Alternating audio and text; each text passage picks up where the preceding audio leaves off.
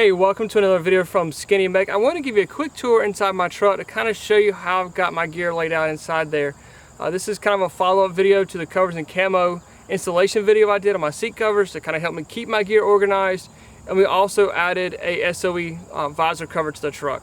So we added an SOE visor cover here, pretty much the exact same setup we run before. You have a Glock 17 magazine, you have a multi-tool, and then a Gen 7 cat tourniquet. Down here we have a pair of scissors and a pair of gloves. My immediate thought was if I pull up on a wreck, that's the quickest things I can grab and get a hold of the quickest. So up front I do have two portable radios. The Motorola is my work radio and it is a VHF radio. So I do carry the little walks-on radio there that's able to let me transmit on UHF. That way some agencies we work with, I need to talk to them on UHF so I can have that capability there. So down here on the driver's side panel of the Covers and Camo, they put a MOLLE panel there. So I used a radio pouch here and I put my scanner here. This is a digital scan. I've done a review on this one here. So this lets me pick up agencies that are on the digital network. Now I can't talk to them, but at least I can hear what's going on with the agency while they're talking on the radio. Now this is how I've been running the back panels for probably a few weeks, maybe 3 weeks, maybe in a month now. But I really like this setup. I kind of contemplated on whether to put the med kit right behind the driver's seat or right behind the passenger seat. And I feel like it's better behind the driver's seat because I'm gonna get out of the driver's side, open up the back door here on the back passenger side and grab the med kit. So I went to a Rip-Away style. I'll show it to you in just a second, but I feel like this is the best setup. I have my Raptor shears there. I have the Rip-Away kit and a flashlight. There's some things in the pocket I'll show you in just a second. We are gonna keep a long gun in the truck here. You can carry 2 long guns with this setup. I'll show you a little more detail here in just a few minutes as well. But this is pretty close how I like the setup. All right, so we have the Leatherman Raptor shears here. We went with a Rip-Away style. That way I can pull the pad, and this is my med kit here. This is my large MOLLE kit with chest seals added. I will go through that momentarily just to kind of show you what's in here if you're not familiar with my large MOLLE kit, but that's what this kit is here. That way I can pull it, I can pull the flashlight, and I can pull scissors if I get out a nasty wreck or if there's an accident at the gun range. So down below here we have 2 pockets. In this first pouch I just put a bundle of paracord. You always need some paracord, so there's quick easy access to it. Over in this pocket is another charger battery setup for the little walks-on radio. That way if the battery dies, then I have a backup charger as well for it.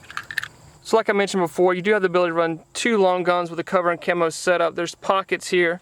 This pulls loose and you can stick the gun, one end of the gun here and the other end of the gun in this pocket here. So you can see I have it secured in the bottom pocket here.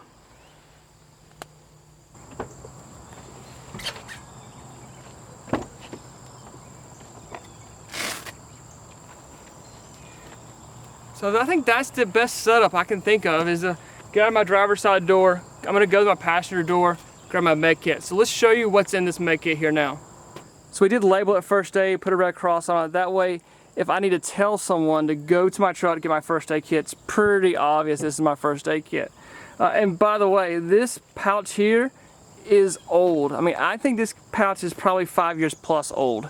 I've been using the heck out of it. You can see it's faded. It's well worn, but this has been a great pouch. So this pouch has been tested. So here, we'll kind of show you what's in my large MOLLE kit. Like I said, I added just chest seals here to the kit. So here you have 2 5x9s. There's 5 4x4s here. There's 2 triangle bandages here, 2 rolls of cling, another pair of EMT shears. Here you have an MPA with some lube.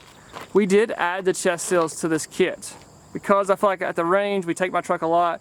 Just in case an accident happens, I wanted to have some good quality chest seals. We have a cat tourniquet out of the packaging. Therefore, I don't want to be messing with trying to open up a cat tourniquet when an emergency is going on. It's inside this pouch, so it's protected from the weather, things like that. So go ahead and take it out. Israeli pressure bandage. There again, I take it out of the packaging. Honestly and truly, guys, I did leave it in this one because it's vacuum sealed. so it's nice and tight. Now when you open up, like the Israeli bandage comes in that gray packaging. When you open up the gray packaging, this is what's inside. So I did leave this particular, so when you open up Israeli, there's 2 packages. I left the last one on just to keep it for space so it doesn't open up and just become huge. In here we have a roll of tape. There's 2 pairs of gloves. There's a CPR shield in here. There's Benadryl, ibuprofen, aspirin. There's some antibiotic ointment. There's bite and sting pads. There's band-aids. There's butterfly bandages. So kind of like a little boo-boo section here, trauma section here, and some more trauma supplies here. So this is a good overall kit. This is one of my second kits that I designed when we started Medical Gear Outfitters. Kind of a mixture of a boo-boo kit with a trauma kit. Like I said, you add the hyphen chest seals in here, you have a good kit. If you wanted to add some combat gauze, stuff like that, you're more than welcome to. I have combat gauze in another section of the truck. It's actually my trauma kit in this drawer here. So I did not add to this kit, but very easily you could add combat gauze here. All right, so we'll show you the back passenger side now. Glock 17 magazine here with an AR-15 magazine here. So I have to travel with a gun unloaded, so there's a magazine for me. An Olight flashlight, there again, I feel like the best spot for this was on the passenger side. That way, from the driver's side, I can reach over and grab a flashlight if I needed to. So I don't have to try to reach behind me if I put it on the driver's side over here, but I can put it on the passenger side and it's there for me. We have a soft T tourniquet here for easy access. Down below, we have 2 more pockets. So I have an extra battery here for my work radio. And then on this side, I have a shoulder mic for my work radio.